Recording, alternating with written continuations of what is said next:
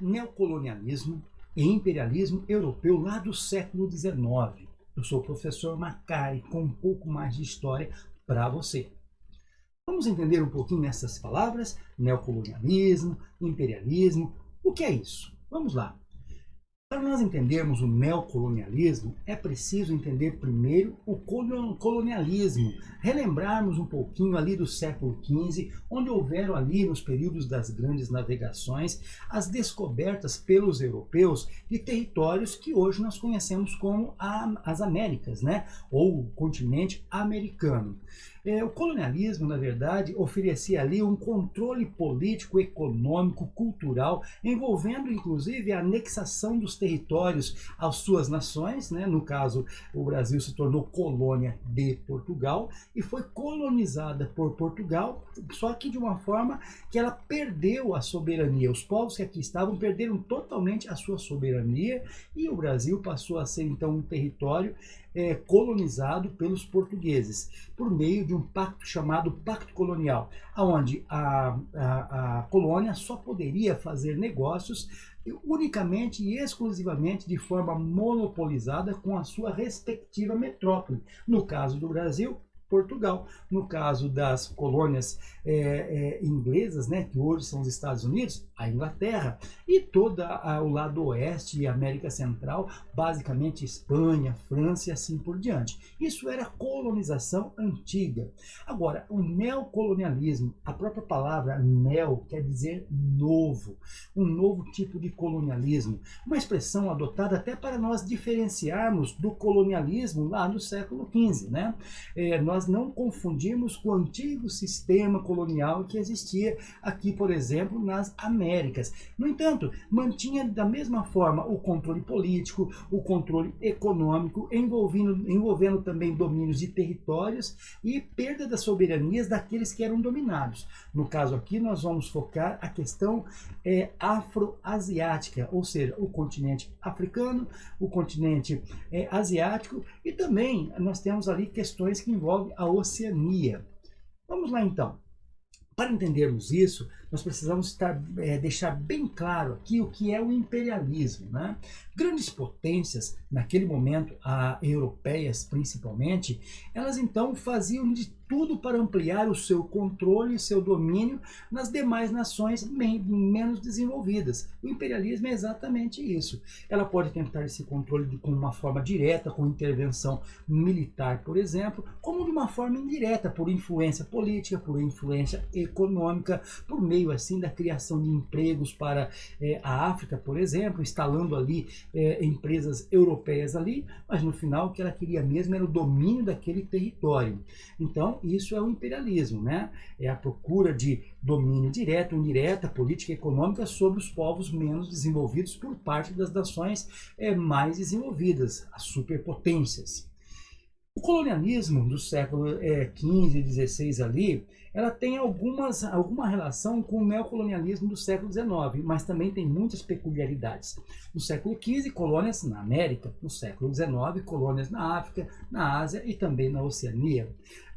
No século XV ou XVI, nós temos ali o capitalismo comercial, né? E o mercantilismo, né? A questão mercantil.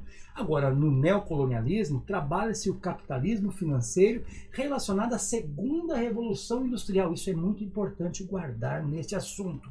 Havia o apoio dos estados absolutistas europeus, lá no século XV. No neocolonialismo, o apoio dos estados burgueses liberais da Europa, mas também dos Estados Unidos e do Japão.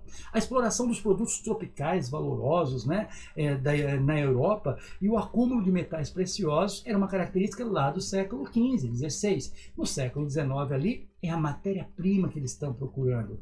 É, na verdade, a mão de obra mais barata e consumidores para manter a revolução industrial. Afinal, se tinha muitos produtos, então precisava vender esses produtos para novos consumidores e precisava de mão de obra barata e matéria-prima para produzir esses produtos. O continente africano, o continente asiático oferecia exatamente esses três elementos básicos para a manutenção da revolução industrial. Lá atrás também existia a questão religiosa envolvendo mais a superioridade da religião católica. Agora aqui no século XIX XIX, nós temos a missão civilizatória, né? A superioridade da raça europeia, né? E aí também tem a questão dos protestantes envolvidos aqui também no século XIX. O cenário mundial, então, para se pensar neste neocolonialismo, é na segunda metade do século XIX, é a segunda fase da Revolução Industrial. A Inglaterra, por exemplo, ela mantém a sua hegemonia econômica por meio da fabricação, da exportando máquinas. Londres tornava-se, então, a grande metrópole mundial. A Europa tinha a hegemonia do mundo todo, era o país mais poderoso do mundo. Agora, França, Alemanha e Itália, por exemplo, estavam em franco crescimento industrial, em desenvolvimento industrial ainda, enquanto Estados Unidos, que era fora da Europa, mas também estava em forte ascensão industrial. Diante de todo esse cenário, nós temos características dessa segunda fase da Revolução Industrial. Primeiro, a descoberta de novas fontes de energia, como, por exemplo, o petróleo e a eletricidade, né? E nós temos também o aumento da produção industrial de uma forma assim fantástica em toda a Europa. O desenvolvimento da indústria química, a invenção do aço foi extremamente importante, que modificou totalmente o conceito de construções, de pontes, de tudo que se imaginar que envolve o aço, né? Produtos que envolvem o aço. E a busca por regiões que oferecessem, então, matéria-prima, um mercado consumidor e também mão de obra mais barato. O imperialismo neocolonialista, então, olha só, a junção desse pensamento do imperialismo e a ideia de neocolonialismo fez com que o grande desenvolvimento das indústrias das grandes nações buscassem, então, a manutenção desta industrialização. Para fabricar mais produtos, precisam de mais matéria-prima. Para fabricar mais produtos, precisa-se de mão de obra mais barata para aumentar os lucros. Mas para tudo isso, precisa de alguém para consumir. Novamente, África e a Ásia tinha exatamente esses três elementos necessários para este momento da história do mundo. As máquinas geraram, então, uma quantidade muito grande, uma superprodução de produtos, despertando, então, outras necessidades, né? Dentro disso daí, nós vamos entender um pouquinho agora que era preciso ter novos mercados. Uma produção tão grande assim gerou um subconsumo, não tinha tanta gente para consumir tantos produtos. Então, começou a primeira grande depressão, crise, né, do capitalismo no mundo. Isso foi entre 1873 e 1896. Era preciso, então, aumentar as zonas de influência comercial, conquistar novos territórios. E o objetivo, já falamos aqui, matéria-prima, mão de obra barata e novos consumidores. Dentro deste pensamento, foi-se tentado outras opções, a formação de grandes conglomerados econômicos, aquele chamado holding, né? Nós temos aqui o famoso holding, empresas que são financeiras, controlam então complexos industriais a partir da posse de suas ações. Então, essas grandes empresas controlam vários outros tipos de empresas. Nós temos o trust, que também foi testado ali para superar toda aquela crise. Empresas que absorvem os seus concorrentes, de que forma? Controlando a produção e o preço, determinando o mercado para esses produtos. Uma espécie assim de monopólio para um produto, fazendo com que outros que não conseguem este monopólio, né, essas empresas assim, que conseguem derrubar os seus concorrentes, eles acabavam falindo, né, dando margem para o crescimento dessas empresas que faziam o trust. O cartel já era, na verdade, empresas de um mesmo ramo que associavam-se assim para evitar a concorrência, controlando, dividindo o mercado e o preço, mantendo praticamente o mesmo preço. Quando um subia o preço, todos subiam. Mas tudo isso não foi suficiente. Então, eles precisavam de justificativas para intervir em novos territórios, em novos continentes. Então, começa-se aquele pensamento que gerou o racismo, o preconceito e a intolerância. Uma suposta necessidade de levar um processo civilizatório a outros povos considerados atrasados. No caso, Ásia e África, né? Seria um ato até de humanidade, né, dos povos que se consideravam superiores. E a expansão missionária também de católicos e protestantes por toda essa região acaba, de certa forma, contribuindo para que não se tivesse tanta reação. Não que não tivesse, existia sim muitas resistências, mas também existia algumas questões que eram levadas de forma pacífica e acabava então a Europa controlando essas regiões africanas e asiáticas. Supostos benefícios, então, das intervenções territoriais. A melhoria das condições de vida dos africanos, dos asiáticos, de toda a população, do operariado, oferecendo empregos, por exemplo, das empresas europeias nesses novos territórios. A diminuição dos conflitos e tensões internas de cada país, com a presença ali dos europeus, e a criação de novas oportunidades, né, das terras conquistadas, equilibrando o crescimento demográfico. Por quê?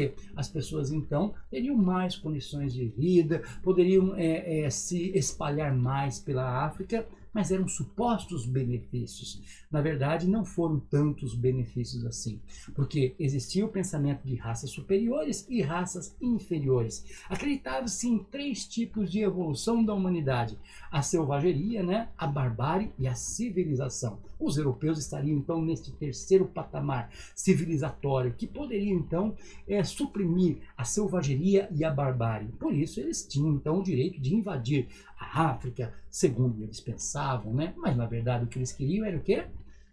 Matérias-primas, riquezas minerais, riquezas naturais, consumidores e mão de obra barata.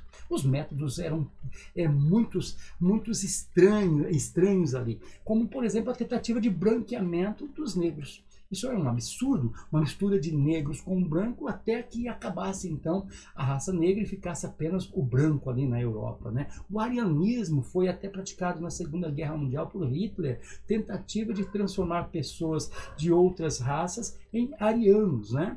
E também ali a eugenia, esterilizar os inferiores e procriar somente aquilo que eles consideravam raças superiores. Um absurdo, é óbvio, né? Mas aconteceu. Mas, como eu disse, sempre houveram as resistências das populações locais. A Guerra dos Cipaios, por exemplo, que nós temos aqui, que aconteceu ali em 1857, foi uma revolta de indianos ali contra a dominação inglesa. Né? Porque os ingleses chegaram, dominaram a Índia por muito tempo, né? E foi um dos primeiros movimentos de resistência em prol da independência da Índia lá do século XIX. Eles contavam com cerca de 200.000 homens contra bem menos soldados ingleses, mas no entanto os ingleses conseguiram dominá-los nesse tempo e ainda mantiveram a sua influência, mas não evitou que no futuro aparecessem novos modelos de resistência contra essas dominações. A Guerra do Ópio, por exemplo, em 1841, ali no século XIX, chineses se revoltaram com esta imposição inglesa do comércio do ópio. Né? Foram derrotados os chineses e obrigados então a ceder o controle britânico dos portos de Hong Kong, Xangai e Nanquim. Então, todos esses portos ficaram no controle também da Inglaterra. E, por fim, nós temos ali a Guerra dos Boxers, em 1899 e 1901, promovida por uma sociedade secreta chinesa, querendo o fim da exploração estrangeira que acontecia em seus territórios. No entanto, japoneses, ingleses e britânicos, inclusive russos também, obrigaram a China a manter os interesses do neocapitalismo. Fechando então todo esse nosso estudo aqui, nós temos que ver as perspectivas das nações colonizadas, né? Primeira coisa, não foram plenamente satisfeitas as expectativas das nações que foram colonizadas. Os atritos entre as potências se intensificaram lentamente, levando o mundo, inclusive, à Primeira Guerra Mundial. Nós temos uma notinha aqui, ó, que nós estamos vendo, que é a questão da Alemanha e da Itália. Por conta de não conseguirem bons territórios para explorarem a mão de obra, a matéria-prima e também os consumidores, por conta que as grandes nações não aceitavam ainda a Alemanha e a Itália como uma nação poderosa na questão da indústria, eles ficaram com as piores partes ali, vamos dizer assim, as menos satisfatórias, para que eles pudessem manter a revolução ou as indústrias de seus países. Isso gerou um certo sentimento de revanchismo que acabou gerando a Primeira Guerra Mundial. A Primeira Guerra Mundial também é consequência do neocolonialismo. A má partilha, a insatisfação da Itália e da Alemanha fizeram com que eles se levantassem contra os países Itália, França, né, ali na Segunda Guerra Mundial. Muito bem, pessoal. Hoje nós vamos ficar por aqui, entendendo que o neocolonialismo foi um novo modelo de colonização que aconteceu por parte dos europeus nos continentes africanos, asiáticos e também da Oceania, né? Mas eu convido vocês a ver outros vídeos do nosso canal que vai expandir mais o seu conhecimento sobre este e outros assuntos. Valeu, até a nossa próxima aula. Um beijão no coração. Tchau, tchau.